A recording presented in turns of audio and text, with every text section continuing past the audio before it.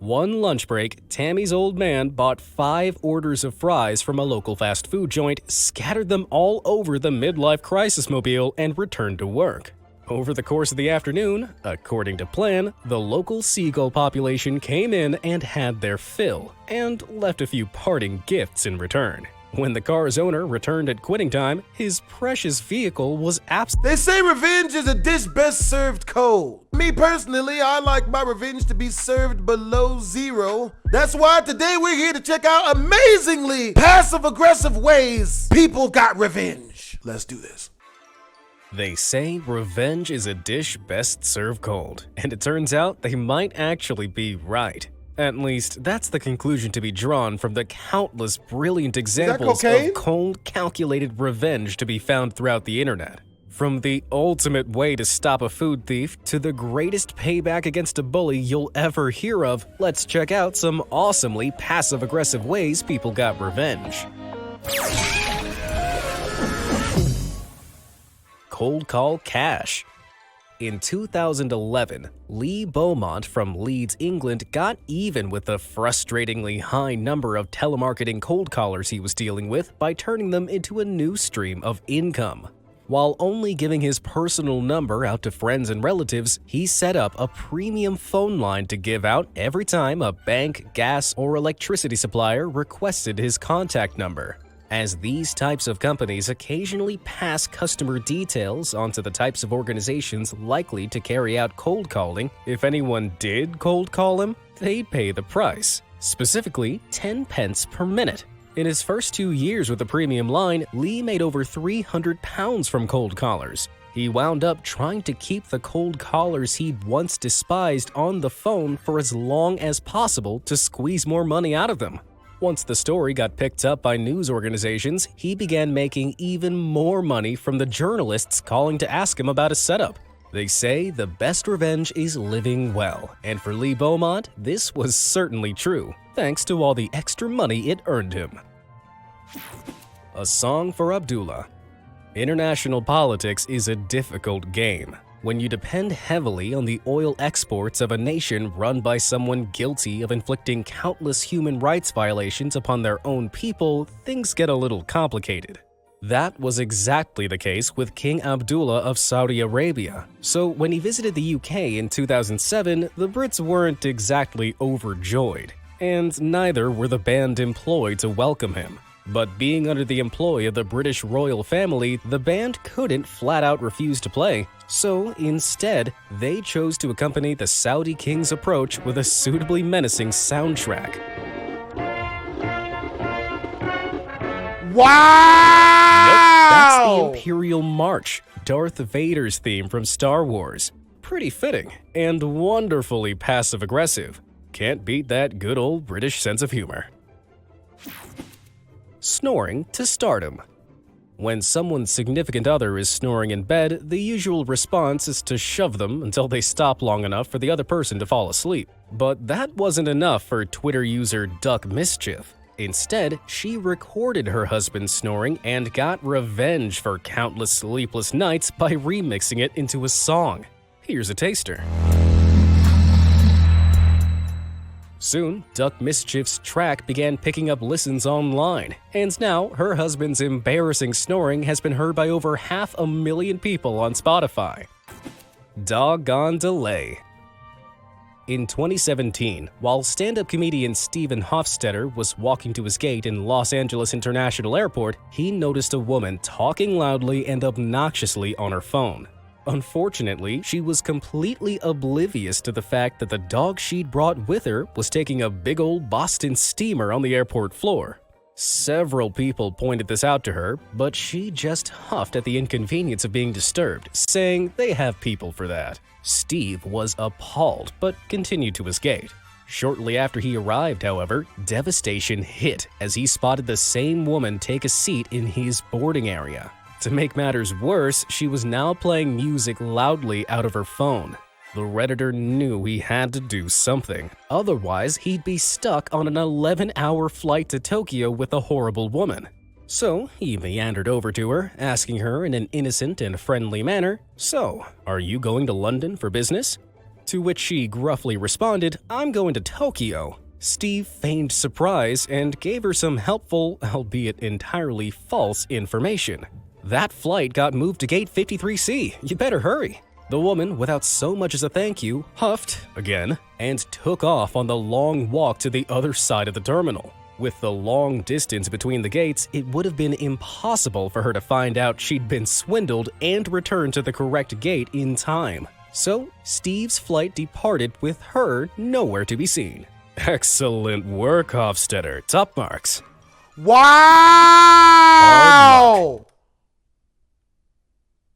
She shouldn't have been shitty. Pun intended. In Christmas 2019, one brother decided to get his revenge for a year earlier, when his sibling had given him his Christmas gift wrapped in multiple layers of duct tape. As payback, the duct tape recipient took intentionally making a present hard to unwrap to the next level by wrapping his brother's gift in concrete. On the bright side, he was kind enough to provide a hammer to crack it open and protective goggles for safety. An even more extreme gift was exchanged between an entirely different pair of brothers that same year, only this one had been welded together. All finished off with a very un-Christmassy message on the front of the box, which, thanks to YouTube's content rules, I'll have to blur and leave to your imagination.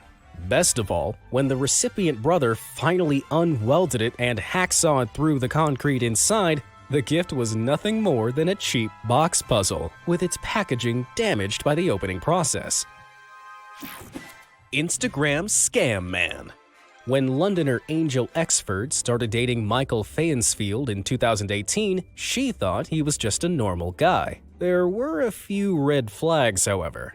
Michael's social media snapshots of him posing in branded clothing and in front of expensive cars didn't quite line up with the lack of money he had available in real life. And on their first date, Michael arrived claiming to have lost his wallet, resulting in him using Angel's contactless card instead for the whole evening.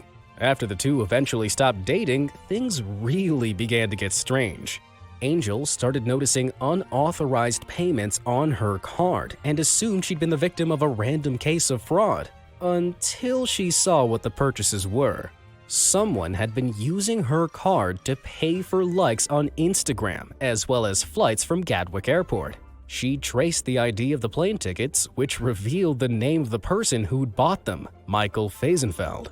It turned out Michael had stolen Angel's card details on their first date and was using her money to treat his real girlfriend and buy himself Instagram popularity. So as revenge, Angel had Michael and his girlfriend arrested at the airport on the day of their planned vacation. To top it all off, Angel went to the press, where the story became national news, utterly destroying any online reputation Michael had sought to build up. Whoopsie. Neighborhood Watch. This next story comes from G&P Coins, who commented on the last video in this series. They shared their story of a nightmare neighbor who let their dog do its business all over the neighborhood without ever cleaning up after it. With stinky surprises constantly being left in people's yards, needless to say, the commenter and the other residents soon grew annoyed. So the commenter took matters into their own hands. They began gathering the poops, which normally would seem like psychopath behavior, but hear me out. After 4 weeks, they'd amassed a collection weighing in at a hefty 15 pounds. They took this pungent load, dumped it on the dog owner's porch, rang the doorbell, and waited. When she finally answered, the commenter calmly explained that they were returning her dog's property. From that day on, no stray turds were ever spotted on any of the neighborhood lawns again. One of our commenters utilized, "Why would you show a gif of someone eating chocolate cake after that? And now I want some now." a slightly less passive form of revenge after their roommates rudely devoured a chocolate cake they'd made for a friend's birthday. The commenter, Grumblebum of Oz, responded by baking another delicious-looking cake, only this time laced with 3 boxes of chocolate-flavored laxatives. Needless to say, the apartment's plumbing had its work cut out for it that night, after the second cake was consumed without hesitation. But the most eyebrow-raising roommate revenge of all was carried out by another of our commenters, who, honestly, may have taken it a little too far. After Clumsy Puff's roommates ignored countless requests to stop using the commenter's shower products, it was time to get real. So Clumsy Puff spiked a bottle of hair conditioner with Nair hair remover. Then it was just a matter of waiting. Soon, their roommate's hair, which he'd previously claimed was his best feature, I knew this chick who used to use Nair. I tried it on my scalp one time to, shave my head, and it was painful, and it was terrible, and it was smelly, and it was scary, but it works. It gets rid of all hair. But they deserved it for this shit. began falling out in clumps. As soon as the roommate figured out the cause of his unexpected new bald spots, the thieving finally stopped. Was this revenge a little too harsh No. for some stolen shampoo? No. Let me know what you think in the comments below. No. Clash of colleagues. An annoying roommate is one thing, but at least you can choose not to live with them anymore if things get particularly bad. It's a little more complicated with an irritating coworker. Unless you're willing to go through the arduous process of finding a new job, you're stuck with them for as long as you need the money your work pays. But that doesn't mean you can't get even from time to time. Tammy Deerhouse, another of our commenters, shared this story of her dad's revenge on a coworker who was so worried about scratching his midlife crisis car, he insisted on parking across 3 spaces. Despite complaints from other coworkers who'd been forced to inconveniently park down the street due to the lack of spaces in the parking lot, his selfishness continued. So, one lunch break, Tammy's old man bought 5 orders of fries from a local fast food joint, scattered them all over the midlife crisis mobile, and returned to work.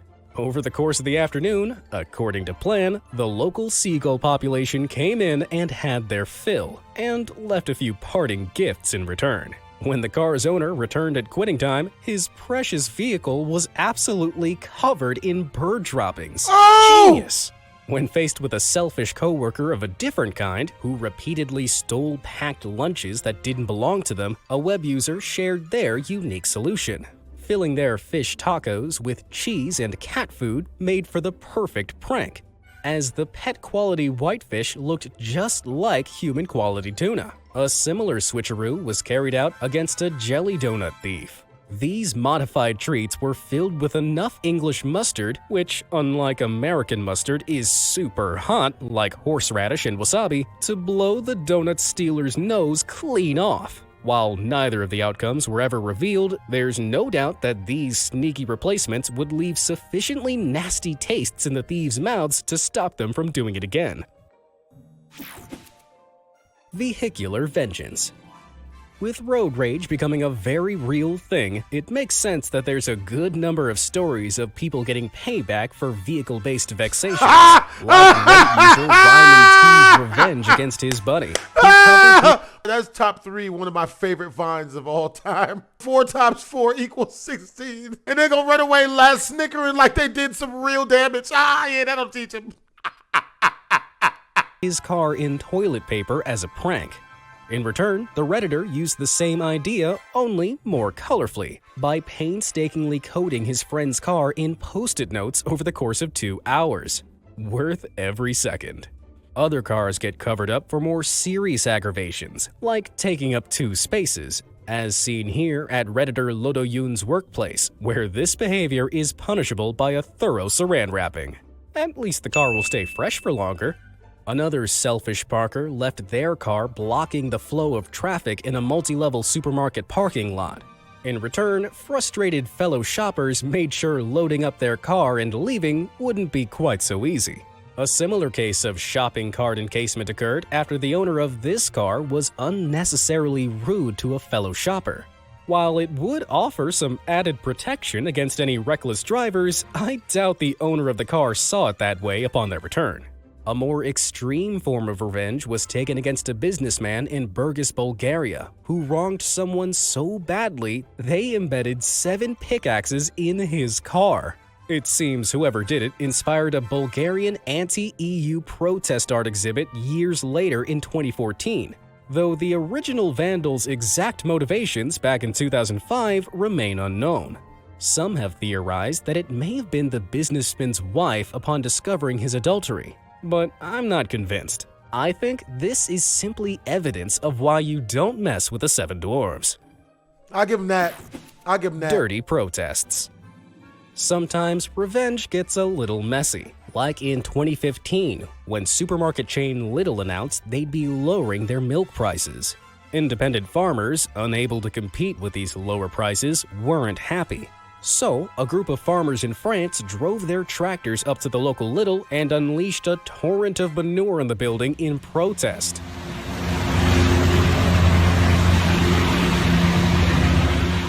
Boy, do I feel bad for the shop assistant tasked with scrubbing that smell out. A similarly fecal form of revenge was exacted by a woman in Hillsboro, Oregon in 2017, after a thief reportedly stole packages from her doorstep while she was out of the house. She taped up a box filled with a dozen of her 4-month-old son's used diapers and left it on her doorstep, with a note saying, "Enjoy this, you thief." She returned home to find the box gone and took great pleasure in imagining what the thief's reaction must have been when they took the package home and cracked it open.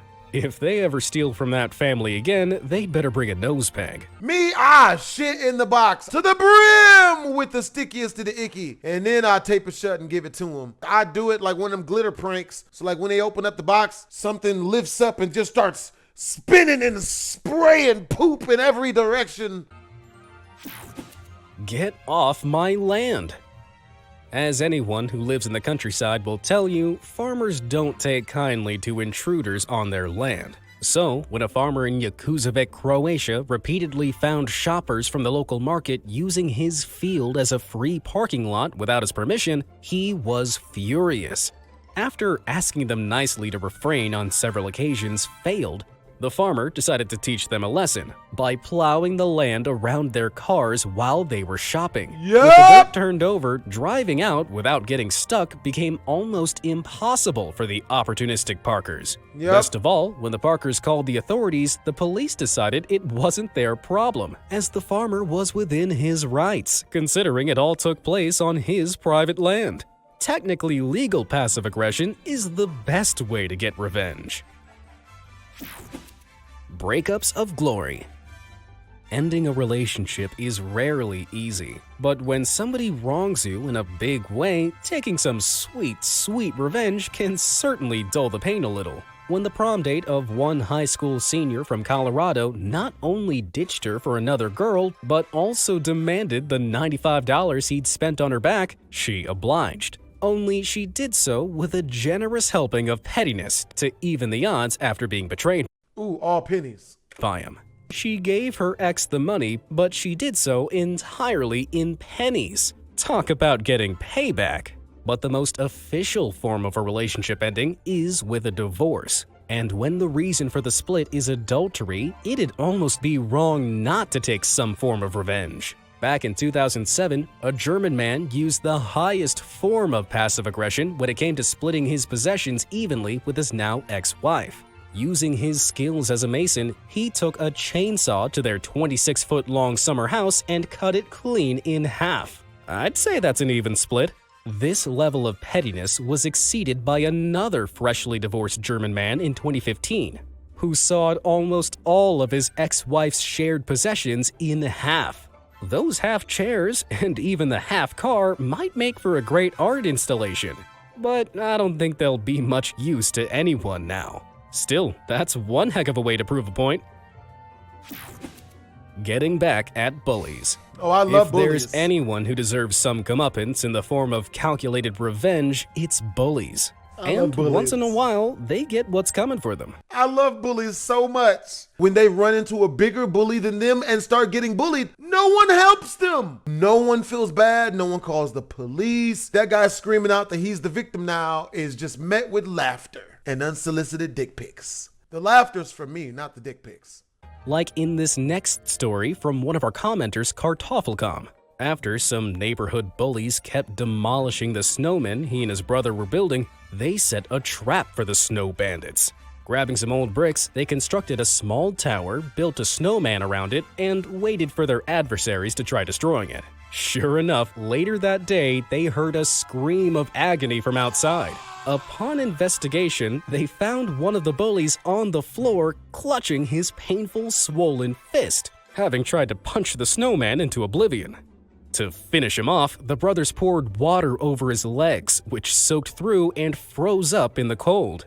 The lesson was learned. Never mess with Kartoffelkam, avenger of fallen snowmen. But one of the all-time greatest tales of revenge against a bully unfolded live on Boston's Hot 96.9 radio in August 2017. A woman called in asking the host to call a guy she'd been on a date with and ask why he hadn't returned her calls. When the guy answered the phone, he revealed the reason he hadn't gotten back to her. It turned out the woman calling in was the mother of his high school bully. After discovering her on a dating site, he'd plotted the ultimate revenge against the bully, sleeping with his mother. And let's just say he achieved it. Understandably, the bully's mom was none too pleased to discover this, and presumably neither was her son. But it was too late. The guy she'd slept with had already completed his decade-long payback mission, and it had been broadcast over the airwaves for thousands of listeners to hear. Savage, but undeniably hilarious. What's the best way? That's fire. I like that a lot. Hope you guys enjoyed this video. If you did, make sure to comment, like, and/or subscribe. These tales of revenge were mighty delectable. Thanks for sending them. It's your boy BlastphamousHD. Twisms.